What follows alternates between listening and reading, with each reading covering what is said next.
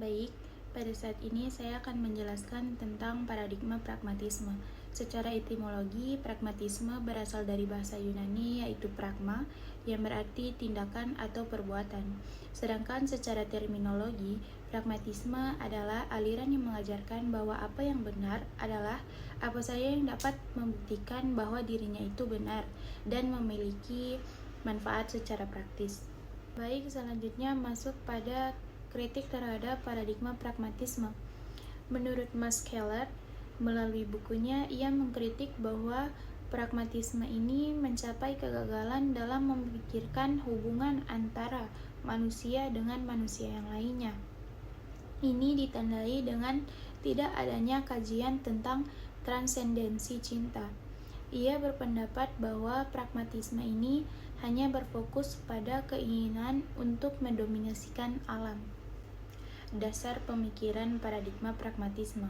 Pragmatisme menjadi logika terhadap pengamatan sebagai dasar pemikirannya. Pandangan ini menyatakan bahwa kenyataan dari dunia yang dapat dilihat oleh manusia merupakan fakta-fakta yang bersifat nyata serta terpisah satu sama lain, kemudian bersifat individual. Tokoh pemikir dalam paradigma pragmatisme.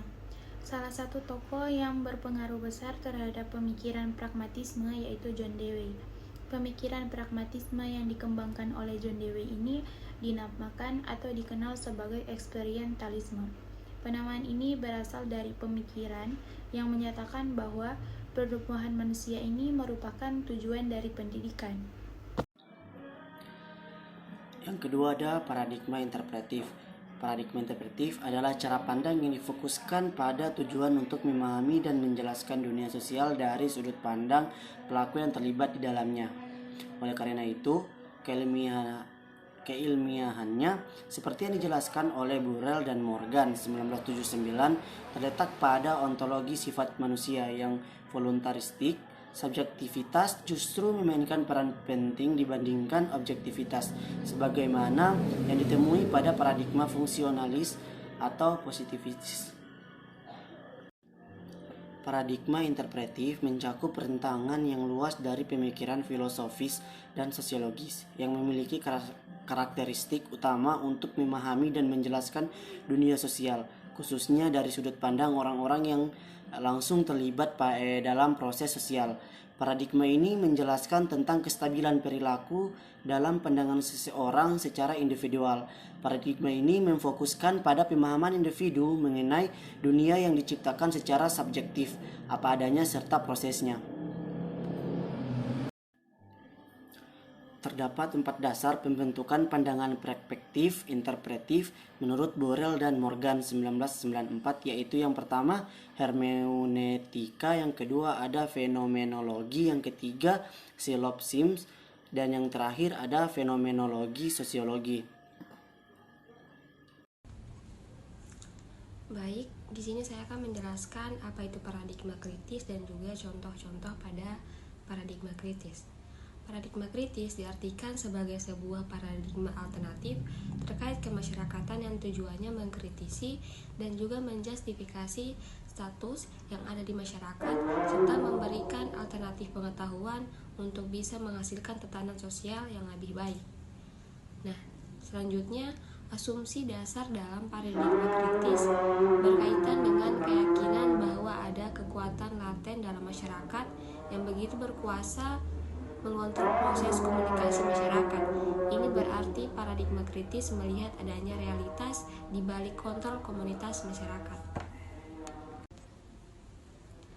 Terdapat 3 aspek yang mendasari sebuah teori dapat dikategorikan sebagai teori kritis.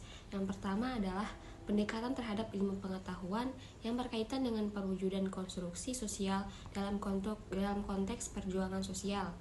Aspek yang kedua yaitu teori kritis sebagai konsepsi masyarakat yang secara simultan mengkritisi dan memproyeksikan kemungkinan-kemungkinan baru terkait kemasyarakatan. Aspek yang terakhir yaitu teori kritis sebagai visi untuk merealisasikan nilai-nilai tertentu yang tak hanya terbatas pada nilai sosiologis itu sendiri.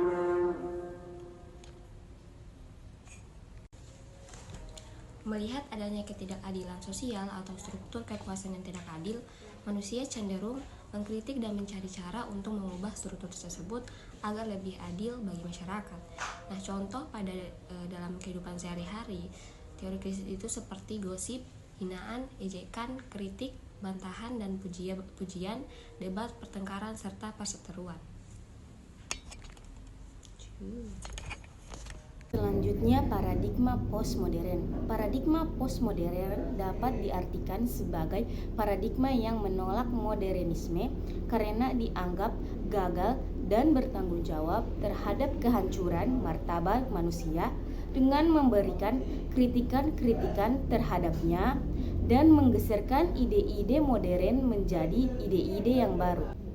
Selanjutnya, teori dan teoretikus postmodernisme. Teori sosial postmodern mengalami keterpecahan pendapat dan aliran di antara masing-masing tokohnya. Berkaitan dengan masalah ini, posisi utama tokoh-tokoh teoretikus sosial postmodern dikelompokkan dalam kategori sebagai berikut. 1. Postmodernisme ekstrim yang berpendapat bahwa masyarakat modern telah digantikan oleh masyarakat postmodern.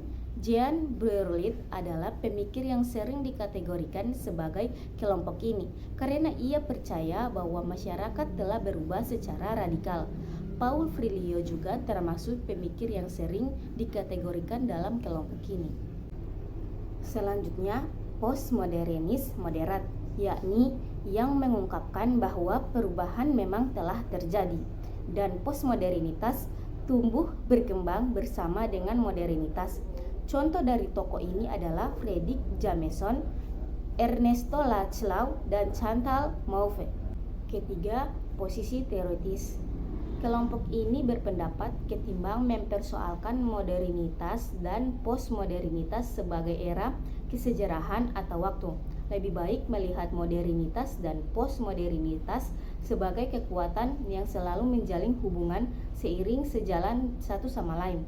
Dengan menempatkan postmodernitas secara berkesinambungan, berupaya untuk selalu menunjukkan keterbatasan-keterbatasan modernitas. Posisi ketiga ini dapat dianggap sebagai alternatif di luar sikap yang mendudukkan modernitas dan postmodernitas dalam kategori waktu. Ada dua unsur kandungan dalam paradigma postmodernisme, yaitu pertama, asumsi-asumsi dan nilai. Nilai-nilai kebenaran bersifat relatif, artinya dalam paradigma ini setiap individu berhak menginterpretasi mengenai segala sesuatu atau fenomena sosial yang dilihat dan dirasa sesuai dengan apa yang ada dalam pikirannya. Sehingga kebenaran di sini sangat relatif karena setiap individu memiliki penafsiran yang berbeda-beda terhadap sebuah fenomena. Kedua, ciri pemikiran postmodernisme. Rosenau mengatakan bahwa postmodernisme hadir sebagai kritik terhadap aliran modernisme yang gagal memenuhi janji kehidupan sosial yang lebih baik, cenderung menolak metanarasi, totalitas, dan pandangan besar dunia.